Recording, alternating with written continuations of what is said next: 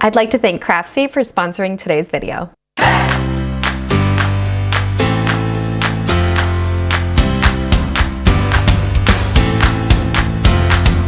Hello and welcome back to my channel. My name is Hailey with Hailey Stitches, and today I'm going to show you how to make a super scrappy layer cake quilt. This pattern will be available for free for the next week, and you can grab it using the link in the description below. So pick out a layer cake and let's get started.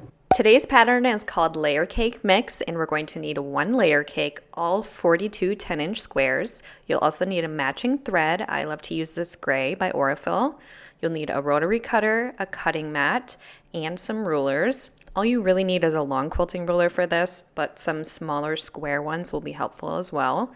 You'll also need pins if you like to pin, and some way to keep organized. I'm going to use these brand new Alpha Clippies from Fat Quarter Shop. Everything I'm using will be linked in the description below.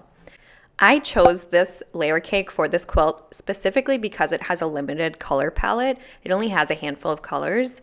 Not all patterns work great with limited color palettes, but this one is actually really nice for that because everything is going to look super cohesive and scrappy.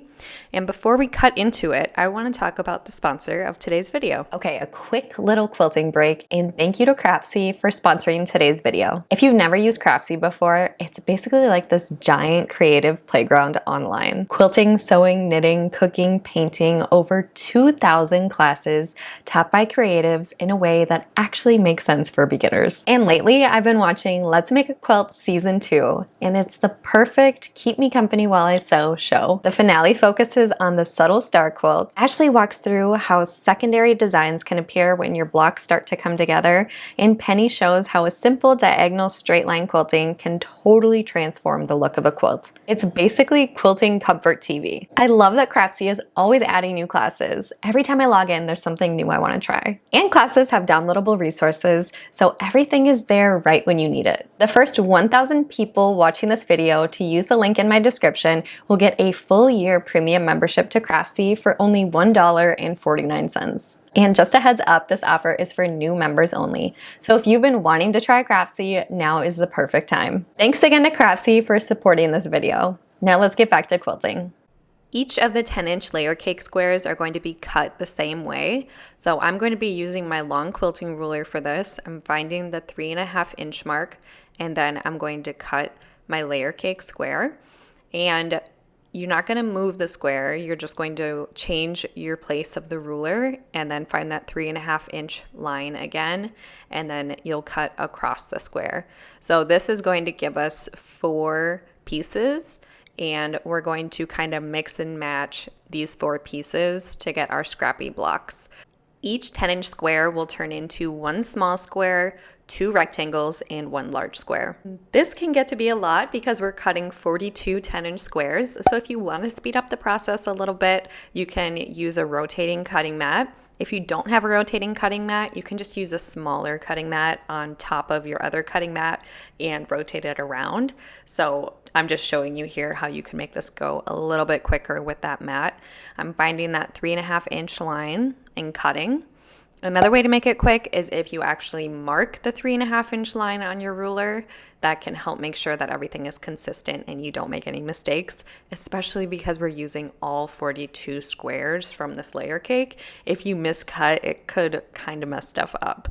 So you just want to be mindful of where you're cutting and double checking you're finding that 3.5-inch line mark on your ruler. With the rotating cutting mat, I don't have to change the direction of my ruler. All I'm doing is just rotating the mat, and that helps keep things consistent as well. It's a little bit less brain power for you and a little bit less moving around and readjusting. The rotating mat is one tip for making things go a little bit quicker, but the other thing is that you can actually cut more than 1 square at a time. It's going to depend on your skill level and what you're comfortable with, but if you have a sharp blade, you can cut through like 5, 6, 7 of these at a time, and that will really speed things up. So you're just going to repeat that process until everything is cut down. When you're done cutting, you'll end up with 42 large squares, 84 rectangles, and 42 small squares. Next is the fun part where we get to assemble the blocks. So I am going to pull 4 pieces, all from different original layer cake squares, so that I can make up my scrappy block. You can make this completely random, or you can play with the contrast and have the rectangles be a lighter color and the squares be darker, or vice versa. You can also make them themed by color, really whatever you want to do. This is the fun place where you get to play around and customize it to be your own. We're going to assemble the blocks in rows first. So we're going to sew the top row and the bottom row, and then we're going to press the seams in alternating directions so that everything nests and that intersection lines up nicely. So when you put the pressed pieces together, you'll feel them kind of bump together, the seam allowances. That's exactly what you want. That's going to help us get that crisp intersection.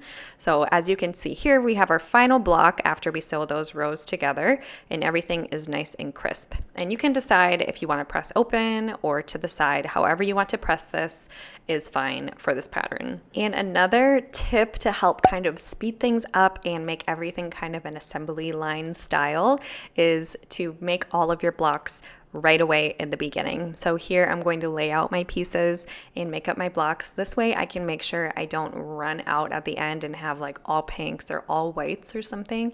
I want to make sure that there's a variety of colors in all of the blocks. So here I am just trying to find pieces that I think look nice together. And for me, I don't care too much if the design is upside down or if two of the same designs are next to each other.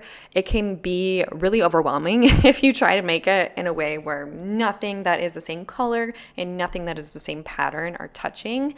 It's honestly not that realistic, especially with patterns that have maybe not as many designs or not as many colors. So here I'm just playing around, and I would recommend doing this to all of the pieces before you head over to the sewing machine, just to make sure all of the blocks look the way that you want them to.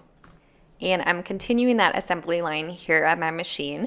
I'm sewing all of the pieces and keeping them organized. So I'm sewing the top row and then the bottom row, and I'm keeping the thread together. So this is called chain piecing. And in the end, I'm going to end up with this really, really long string with all of these blocks together. So you can see everything is all together nicely. And I'm using this cutter to help me cut in between the blocks, and that is just going to speed things up as well. So I know speed is not the most important to a lot of people, but it helps break up the monotony of doing the same thing over and over. And then the last thing you want to do for your blocks is trim them. These are all going to be trimmed down to 9.5-inch squares. So I'm using a 9.5-inch square ruler to trim. And I want to make sure that those pieces are lined up at the 3.25-inch mark. And that's going to help me make sure that everything is nice and square and will fit together beautifully when I assemble my quilt. Here are my rows. So I laid everything out. I made it the way that I wanted it. And then I put all of the rows together in piles and used my alpha clippies to number the rows so I could stay organized. And here is what my first row is looking like. So all of the blocks are in the same orientation with the small square on the upper left side of the block. And then we're going to sew all of the blocks in the row together side by side. So here is what that first row ends up looking like. And I just love like the scrappy look of this, how it looks pretty random, but when you look closer, you can see that there is a pattern and a design. And we're going to sew each of the rows together the exact same way. So this quilt ends up being a 6x7 grid with all of the blocks. And then after your blocks are all sewn together into rows, we're going to press the rows in alternating directions. So the odd rows will be pressed to the right and the even rows to the left, or whichever way you want, as long as they're opposite. So then we can make sure those intersecting seams end up nicely and everything lines up in the end.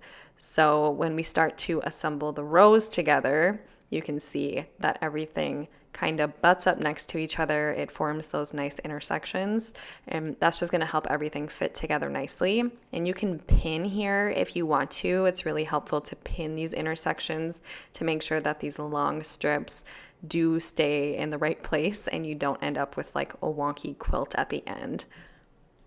Here's my first 2 rows sewn together, and we'll repeat this process for all 7 rows of this quilt. Here's what my quilt looks like after all of the rows are sewn together. You'll get your totally finished quilt top ready to be basted and quilted however you want. I think for this one, I might do free motion or diagonal lines would look really nice with this. This could be a fun one to play around with some stippling or free motion quilting, just because it's a pretty geometric design. So just a reminder, you can grab that free pattern using the link in my description, and after 1 week, it'll be available in my shop if you're interested. I'll see you next time.